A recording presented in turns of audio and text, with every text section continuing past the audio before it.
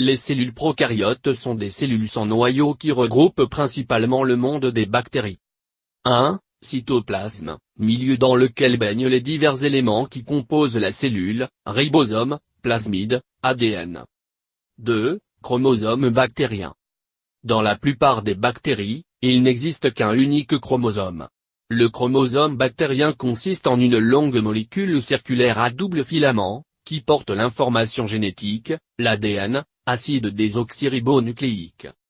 Chaque chromosome est constitué d'une seule molécule d'ADN.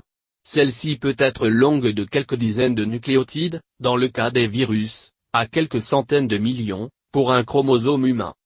3. Les ribosomes sont des particules qui baignent dans le cytoplasme et qui ont un rôle extrêmement important, ils assemblent les acides aminés pour former les protéines.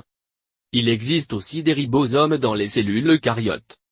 4. Les plasmides sont de petites molécules circulaires d'ADN qui portent des gènes permettant leur reproduction dans les cellules et leur transfert d'une cellule à une autre.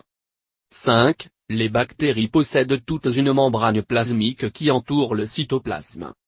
Elles jouent un rôle de perméabilité sélective, c'est-à-dire qu'elles assurent le passage sélectif de molécules entre l'extérieur et l'intérieur de la cellule, nutriments, déchets, ions. Dans la cellule bactérienne, la membrane plasmique est entourée d'une paroi cellulaire.